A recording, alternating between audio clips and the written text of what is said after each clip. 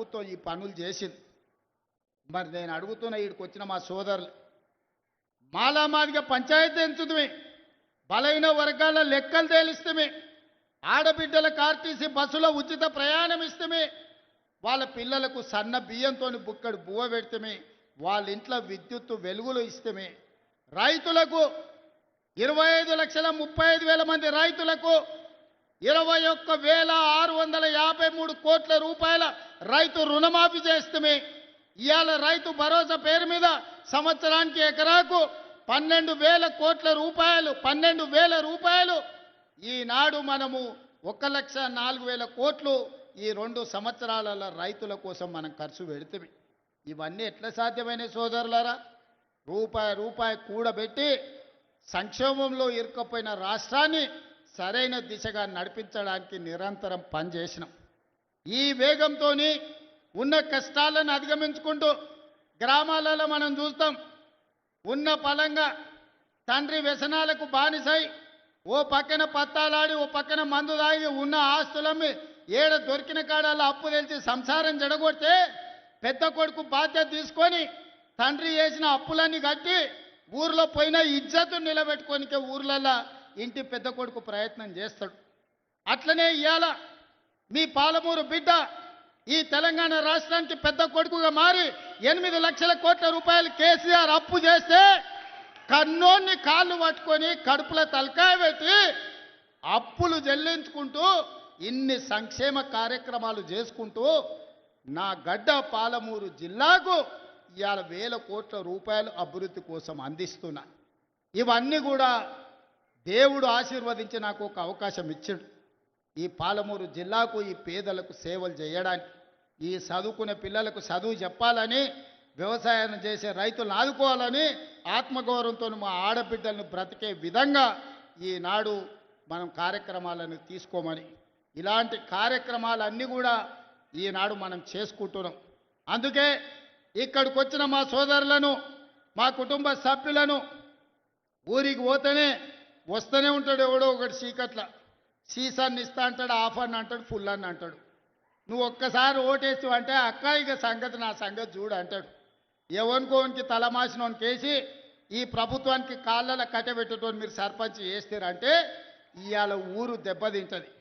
ఇవాళ మంచోనికి మీ పిల్లగానికి పెత్తనం ఇచ్చింది కాబట్టి రాష్ట్రాన్ని ఒక దారిలో పెట్టి ఈ రాష్ట్రాన్ని అభివృద్ధి పదం వైపు నడిపించాలని రేపు 8-9 తారీఖుల్లో తెలంగాణ రైజింగ్ అని ఒక గ్లోబల్ సమ్మిట్ పెట్టి ప్రపంచంలో ఉండే పెద్ద పెద్ద బడా పారిశ్రామికవేత్తలను మేధావులను రప్పించి మా తెలంగాణ ఎంత గొప్పగా ఉన్నదో, మా నగరం ఎంత బ్రహ్మాండమైన నగరమో, మా పల్లెలు ఎంత ప్రశాంతమైన వాతావరణంలో ఉన్నాయో, వ్యవసాయ రంగంలో పెట్టుబడులు పెట్టండి, పరిశ్రమల రంగంలో పెట్టుబడులు పెట్టండి, సేవా రంగంలో పెట్టుబడులు పెట్టండి. లక్షలాది మంది మా తెలంగాణ యువత ఈనాడు చదువుకొని మేధావులుగా ఉన్నారు. మేము మా మేధా సంపత్తితోని మీ పరిశ్రమలను పెంచుతాం, మీ ఉత్పత్తులను పెంచుతాం, మీ ఆదాయాన్ని పెంచుతాం, మీ పరిశ్రమలను లాభాలలో నడుపుతామని చెప్పి 8-9 తారీఖు నాడు మనం ఒక పెద్ద గ్లోబల్ సమ్మిట్ను ఈరోజు మనం పెట్టుకుంటున్నాం. మరి ఇన్ని రకాలుగా మనం ముందుకెళ్తుంటే, ఇన్ని రకాలుగా ప్రపంచానికే ఆదర్శంగా నిలబడి 2034 నాటికి $1 ట్రిలియన్ ఎకానమీగా, 2047లో $3 ట్రిలియన్ ఎకానమీగా ప్రపంచంలోనే గొప్ప రాష్ట్రంగా మనం రాణించాలనుకుంటున్నాం. ఇదంతా బాగానే ఉంది. ఊరు గెలిచినాం, రచ్చ గెలిచాలి కదా.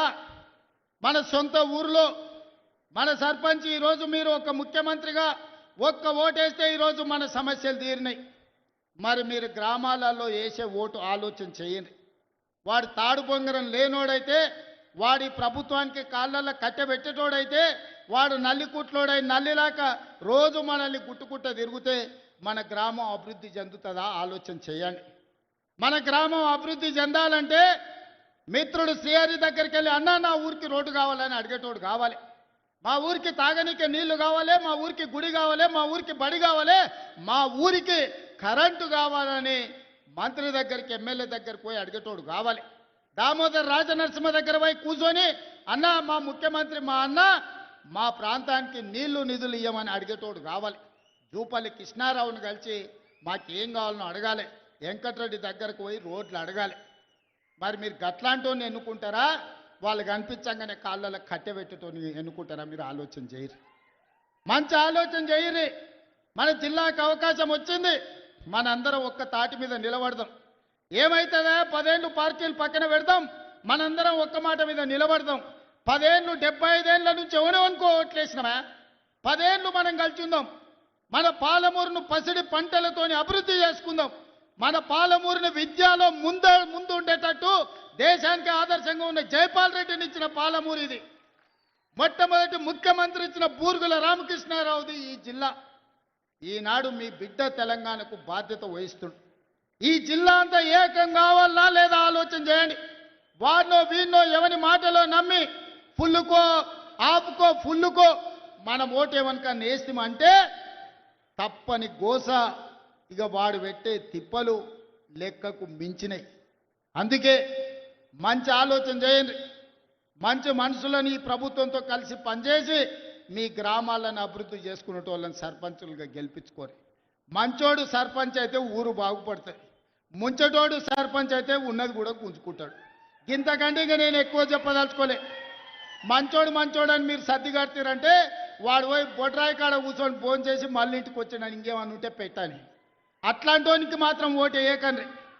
ఎవడైనా మన సమస్యలు తెలవాలి, మనతో ఉండాలి, మన సమస్యలు పరిష్కరించడానికి ప్రభుత్వంతో కలిసి పనిచేయాలి. అట్లాంటోనే రేపు జరగబోయే సర్పంచ్ ఎన్నికలలో ఎన్నుకోండి. ఇప్పుడు నిధులు వస్తాయి, గ్రామాలను అభివృద్ధి చేసుకుందాం. జాగ్రత్తగా ఆలోచన చేసి మన ఎట్లయితే అసెంబ్లీ ఎన్నికలప్పుడు ఎట్లా ఆశీర్వదించినరో ఈనాడు కూడా అట్లే ఆశీర్వదించి సర్పంచులను గెలిపించండి.